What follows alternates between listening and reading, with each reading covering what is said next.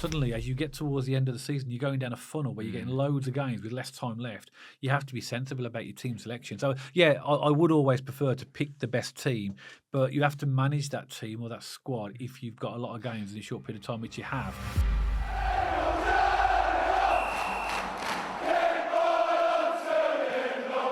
Welcome back to BCFC Royal Blue. And the games don't stop, do they? They're relentless. And after league action this weekend with a victory over Rotherham United, Birmingham City on Tuesday take on Stevenage at Stevenage in the last date of the EFL Trophy. Now, we've not played Stevenage this season because our league game that was supposed to play earlier in the season was postponed because of international break. So it's going to be a new opposition for us. In this podcast, myself and Matt are going to preview Stevenage, talk a little bit about some stats about them, and maybe assess what we think will happen in relation to this game. So EFL Trophy, Matt, is getting towards the latter stages now, and we've got, I think, a tough game here. What do you think? I agree. And I think it's really weird, Dad, but we're in February now, and it's the first time we're doing a pre-match for Stevenage. Same for Cambridge as well. We've somehow managed to avoid those two teams. Look out for that next week. Through international breaks and cup matches and all these different things. But they're a decent side, Stevenage. Yeah, they're very, very decent. And they beat Exeter 4-1 this weekend, which really surprised me, Dad, because I've always seen Stevenage as kind of a low-scoring team. They only seem to win by small margins, 1 or 2 goals. I mean, but the goals do seem to be coming now. They do seem to be scoring a few more, which is, I'm sure, for their fan base is great to see. Also, the first team to beat Wrexham at their place. Yep. Not to be sniffed at, is it? Wrexham had a unbeaten record up until that point, and they beat them last week. So, again, big things not to be sniffed at. But yeah, I think I see Stevenage, Dad, as a team a bit like Blues in the context of they're really hard to break down. Yeah. They're really solid defensively. And their football has kind of evolved over the last couple of years. Because Steve Evans was actually there last year. I think he just missed out on the playoffs with them by only one position or two, maybe. And he had them set up very defensive and then kind of being very direct. Then when they had the ball, kind of catching you out on the break, or, as I said, that kind of style where they're a bit more direct. But their new manager, Alex Revels, kind of evolved with that. And they do try and play a bit more possession football. They do try and play football in the opposition's half. So they're a progressive team, but they're starting to become a progressive team. And now the goals are coming as well. This is not an easy game. It won't be. And they've got the third best defence in the whole of the league. We know this is a cup game, but obviously we can only go on their league form to assess. We have to refer to the league, don't we? But just a bit of stats about these, which may surprise you. They're one of them teams, Stevenage, that always, when you look at them, you think, oh, that's a good result. But you never seem to make any sort of fuss about them in the league table, if you know what I mean. But they're the third best defence in the whole of League One. There's only Wrexham and us that have conceded less. They've conceded 25 goals in 27 games, but they've got the third worst offence. So they scored the third least goals, 27 goals. All that's below them is Wigan and Bristol Rovers. They're good at home as well. They've got the 9th best home record in the division. But this is what Matt was talking about. Listen to this in terms of the teams that they've beaten. Obviously, we know now because we've played most teams how good they are. So basically, they've beaten Wrexham home and away already this season. Wow. They've beaten Stockport at home 2-1. They've beaten Charlton 1-0. Drew 0-0 with Leyton Orient, which is not a bad result. Drawn 1-1 at Reading, which is a good result. They've beaten Barnsley home and away. So you can see they seem to do well against the better teams. Because it depends how seriously they're going to take this league. Because are they going to have a go like we probably will, or are they going to rest players because they want to focus on the league? But in the league, they've won their last 3, and the games that they've won away at Barnsley, away at Wrexham, and home to Exeter. Okay, yeah. I mean, these cup games are difficult to predict, aren't they, to some extent, Dave? Because we have to go off what they're doing in the league. But they could play different players. They could change their strategy, just like we could expect Chris Davies to have a little bit of a mix around as well. Oh, Chris Davies definitely will. Oh, exactly. We're 100% going to rest players, aren't we? So although we're talking about maybe strengths and weaknesses of Stevenage, of Blues, it's still hard to align because it's not a competitive league game. So things might differ in this a little bit more. And I still think we're going to have a lot of the ball in this game because I mentioned earlier, Stevenage like to play football in the opposition's half. They do like to hold on to possession if they can. We all know now when you play Blues, we don't allow teams to do that, do that. We suffocate our energy, our high press. I don't think they'll be able to do that. So I think they might resort back into that a little bit more of a direct style of play. few more long balls, few more long shots, bank on set pieces, those sorts of things. But as I say, this is a difficult game, Dad, and I'm expecting a difficult fixture. But I've got a few strengths and areas to exploit. Do you want me to go through those? We'll have a little bit of a back and forth. Yeah. So the biggest one for me, and we've kind of mentioned it, Dad, is their defence. Difficulty to break down. These are going to be stubborn. Yeah. And we know with Blues, we've always talked about putting the pace, picking the pace up, picking the tempo up. I think if we're going to get through that nuisance style defence, we need to be on that during this game. Speed. Let's go at them. They're right side heavy. A lot of their attacks come down the right side. But again, if we're talking Cochrane and Keshi, but we'll come on to the Blues team because again, they're our first league starters. We might be differed. A pending selection will be okay. And to transition from defence to attack, they like to do long balls. And again, if it sort of settles down, they will hold on to possession. And I think Blues, Dad, I think you'll agree on this. We have been a little bit more vulnerable sometimes when teams do the little dinks over the top, you know. Yeah. If they've done their homework, they'll see a few goals from a few teams, won't they, doing those little dinks over. They like long shots. They've caught a few teams out this season shooting at distance. And set pieces, just like all League One teams, they can be a problem, so we need to be wary. But some areas to exploit, they can be a bit predictable. Again, if you're playing a team that you know is going to result to long balls, we've seen it a few times this season, haven't we, Dad, where we just go, okay, we'll mop that up and then go back on the attack. Yeah. So I think if they become predictable, again, we could take quite a bit of control in this game. They do risk losing possession, again, like any team that goes direct, any team that has...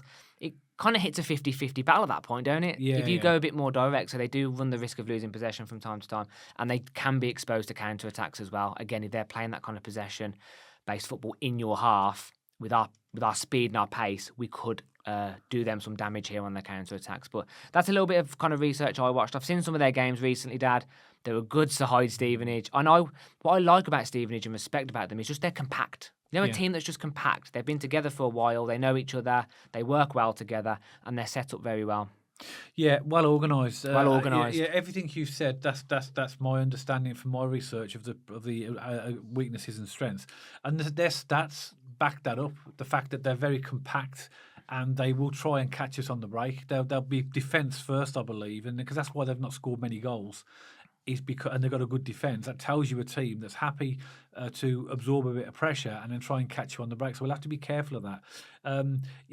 They play, from my research, most of this season they've played 20 games in the league. They've played 4-2-3-1. Okay. So the classic formation a lot of teams play these days. So it's going to be very similar to us in terms of formation.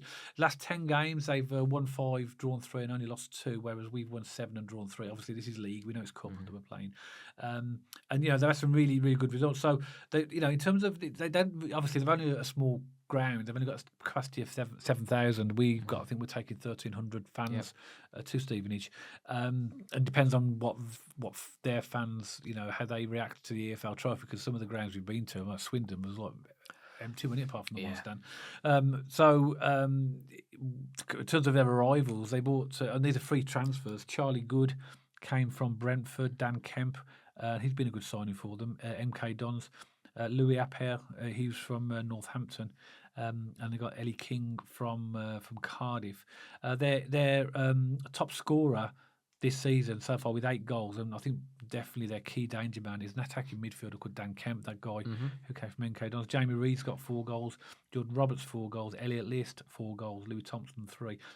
In terms of assists, Jamie Reed, who is also dangerous because he scored 4 goals. He's got 4 assists as well.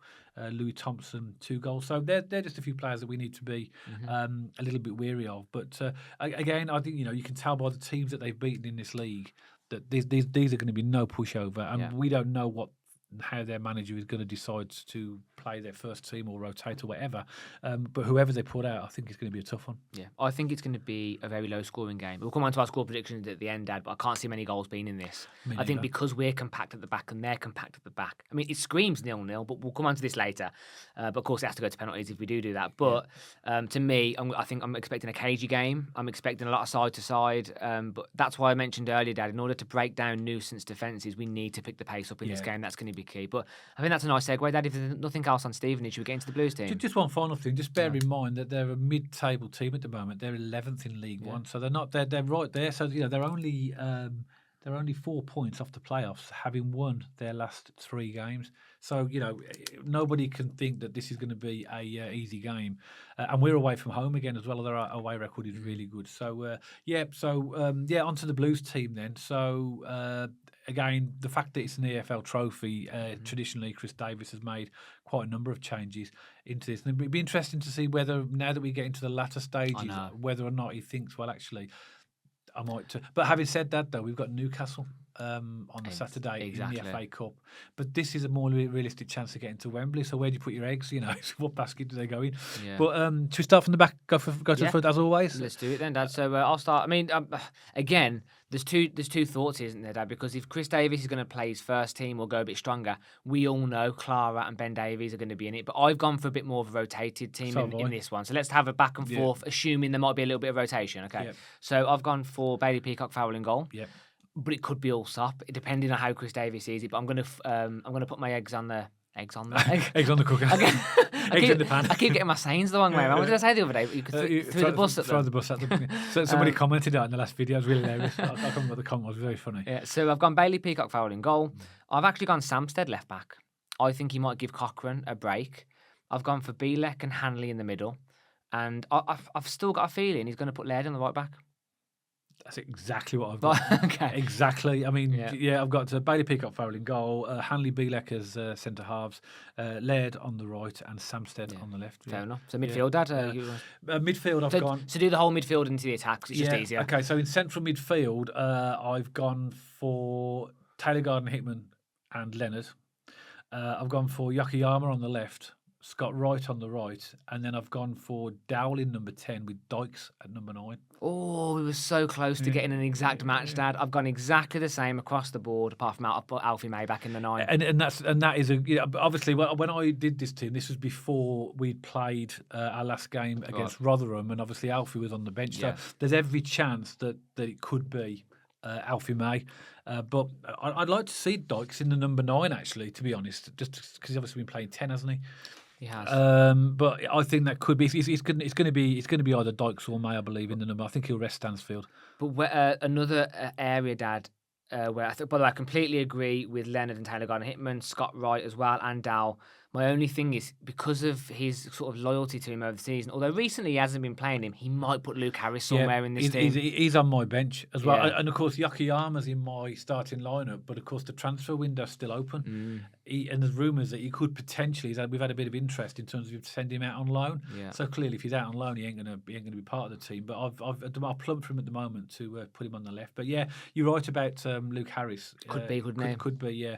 But I've gone for, because I think he might prefer Dowell, because Dowell needs game time. Yeah. He's only just joined the team, hasn't he? So, and it's a good game to get him up to speed, isn't it? I mean, he's played 2 games now. Well, he played 10 minutes at Huddersfield, and he played majority. Did he play all of the Rotherham game, or did he come off? I can't remember. But he played.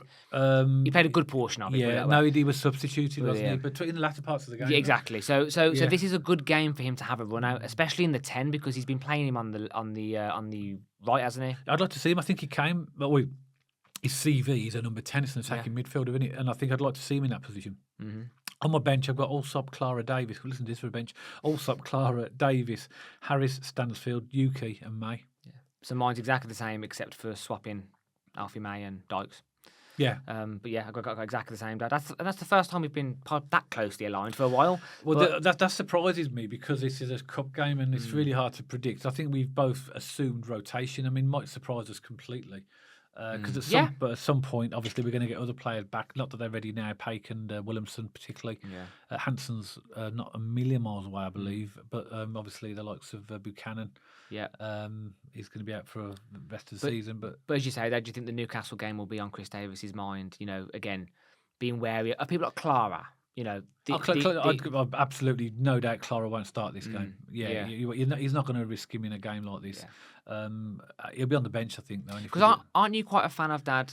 You've mentioned this before, because I've mentioned about Chris Davis might be resting people, and you've came back at me sometimes quite assertively saying, well, if our best players are at our disposal, why don't we play them? Yeah. So you come from the ilk sometimes of, if they're fit enough to play them, don't you? I do, and I still stand by that. But I think with the amount of games we've got this season, the more you progress in the cup games and when you add on the rest of the league games, suddenly as you get towards the end of the season, you're going down a funnel where you're getting loads of games with less time left.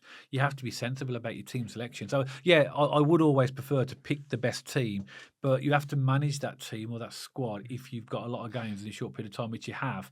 Yeah, and also that if we beat Stevenage, I'm not getting ahead of myself for being cocky. This is a tough game, but if we do, it's a double header the next time. So I said that, and I've looked on the EFL website, and I'm sure it says that the EFL trophy was a two-legged semi-final. But then a couple of people have commented on one of the other videos saying no, it's just one leg. Oh, okay. I'm adamant. Well, I'm not adamant, but I was certain I saw a two-legged. I did as well. I did as well, but I may be wrong. Maybe somebody can correct us. I looked at the EFL website, the EFL trophy website, and it talked about the semi-finals as being two legs, but. Because we were at Swindon, Dad, weren't we? And remember when we were drawing and we was literally up into the last minute and there was loads of Blues fans shouting, going, "Oh, we're going to extra time." And then people were correcting them, going, "No, this goes straight to penalties." It's a weird competition. And then people were Googling it. And I think the only game that goes to extra time and penalties would be the final at Wembley. Yes. Yeah, so, there are some weird, quirky things to this cup, aren't there? I mean, do you remember the home game against Walsall? And everyone was like, what on earth is going on? Yeah, it was finished in it 1-1. And they got an extra point for winning the penalty shootout. It was bizarre. Yeah, it's a strange competition. But last thing we need to do then, as always, is give a score prediction. Yeah, okay. So, shall I go first? Yeah. So, I'm going to go Stevenage 0, Birmingham City 1, but it's going to be... I think we're going to win this in like the 80th, 85th, 9th. Okay. I think we're going to win this by one goal. It's going to be the last minute. Okay. Well, I was going to have the same score, but I will. I was going to go 1-0 to Blues, but on the basis that just to be something different, I'm going to go for a 1-2 then. So I'm going to go for a 1-goal difference, but a 2-1 win for Blues. Okay.